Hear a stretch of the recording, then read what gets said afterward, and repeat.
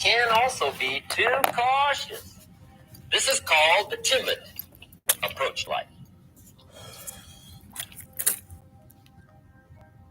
And my caution was always the risk. Risk used to drive me right up the wall. I used to say, what if this happens? It's called the language of the poor. What if this happens? And on top of that, if this was to happen, look at the fix I'd be in. I better not try. I could always ace myself out. Then I'll tell you what changed my whole life when I finally discovered it's all risky. The minute you were born, it got risky. If you think trying is risky, wait till they hand you the bill for not trying. If you think investing is risky, wait till you get the tab for not investing. See, it's all risky. Getting married is risky. Having children is risky. Going into business is risky. Investing your money is risky. It's all risky. I'll tell you how risky life is. You're not going to get out alive. That's risky. The Englishman says, well, if that's the way it's going to work out, let's give it a go. Right, that's what it's for. Give it a go. Somebody says, yeah, but I'm looking for safety and security. Fine, then huddle in a corner. We'll cover you with a sheet, bring you 3 meals a day. And we'll protect you, feed you, look after you, care for you. We won't let anything happen to you. And you'll probably live to be 100. The guy said, well, yeah, I'd live to be 100. But what a way to live. Right. What a way to live safe and secure. Don't ask for security. Ask for adventure. Better to live 30 years full of adventure than 100 years safe in the corner. And see, it's not important how long you live. What's important is how you live.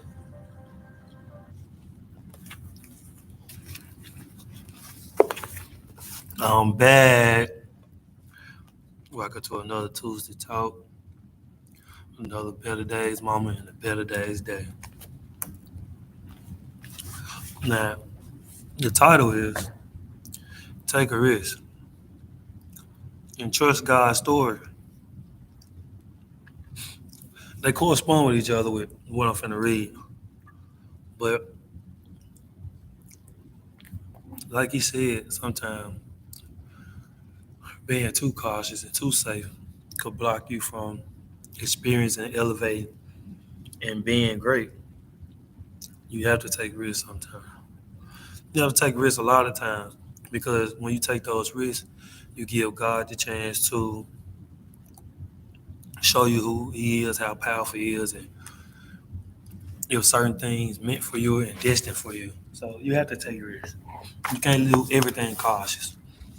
Some people live everything cautious, and some people live everything with taking risks. You have to learn the balance and know when to and when not to, and listen to His word and His calling and His answers. So that's why I played it. Now, trust God's story. The ways of the Lord are right. The righteous walk in them. And God's story becomes yours. Closed doors take on a new meaning.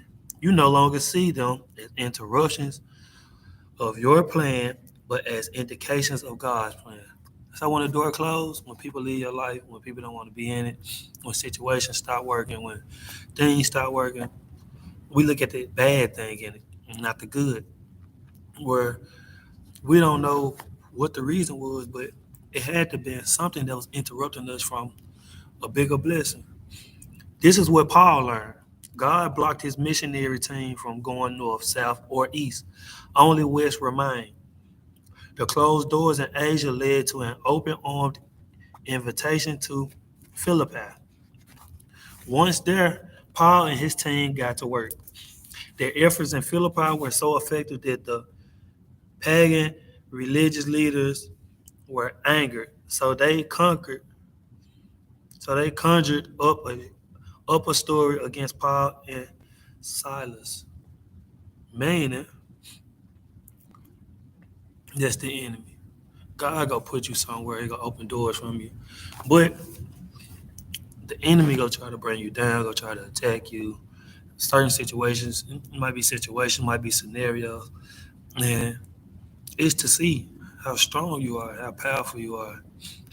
And taking that risk is you could have easily, when you didn't go or do the stuff that you wanted to do, and he blocked certain doors, gave up. You took the risk to go another way where he led you to show you that he was with you. Now you taking the risk to push through whatever obstacle it is in your life to make sure you stay above water and on top while believing in God. Let me finish.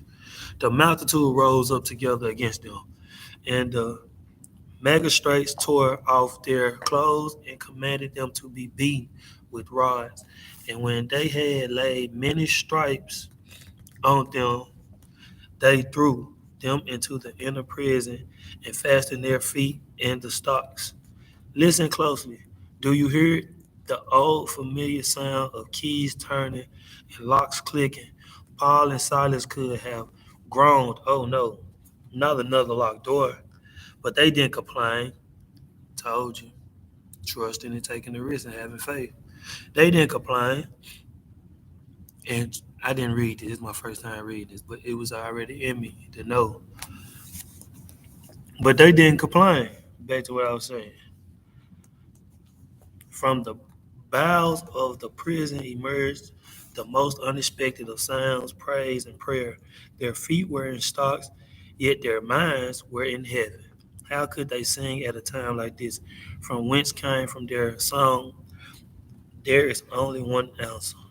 They trusted God and His story for them. Meaning, sometimes just because we're in hard times, don't mean we really in hard times. Like you hear some people in jail say, "My body might be in jail, but my mind in peace." That means they finally took on their mistakes, learned from it, and they're in a better place mentally. And even though they locked up, they mentally not locked up because they released. A lot of people that we be thinking, "Man, he go through it. Man, he so happy with what he going through." It's because he done took on what he going through, or she done took on what they going through, and they accepted it, and they using it as power and motivation.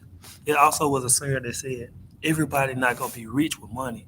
Sometimes we have to accept what we have now because we rich in our story and our blessing of what we at now." And the more we accept and appreciate that, the more we can accomplish more and to help more and achieve more. Some people do be naturally blessed with a lot of money. Some people have to accept what they got until they get to that point. But when you talk about taking a risk, you have to make sure you pay attention to which risk to take and pray to God so you'll know which risk to take. Like some people leave one job and go to another job.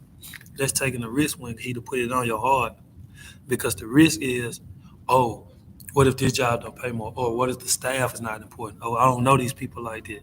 So you have to start over brand new. But there's a risk that you should take because he already put it on your heart. Are you trusting in him to make the best thing or the best opportunity out of that risk? Another risk, investing in professions, spending money, taking care of this and that when you got other priorities. You're taking a big risk, but your faith and your power and your strength to do it is little to a lot than little to none. Like people that start off to do something I used to as in working out, writing, stepping into another way. You taking a risk to do something that you're not used to. Meaning through the times you go deal with pain, soreness, obstacles, but your risk to start go give you the risk and the value to finish because God gave you the mental to go and start. That's really all I had for today. But I just want to let y'all know, take those risks and trust God's story. Like, listen to him, pray more. Like, pay attention to the sign, listen to your conscience because a lot of times God talk to you. Certain signs He give you. Take it. Even if it's something you don't want to agree with, you don't accept, take it because He will eventually show you why He told you to take it. And that's it for today. Have a blessed day. Have a blessed week. Better days tomorrow. Better days to lifestyle. Better days to living.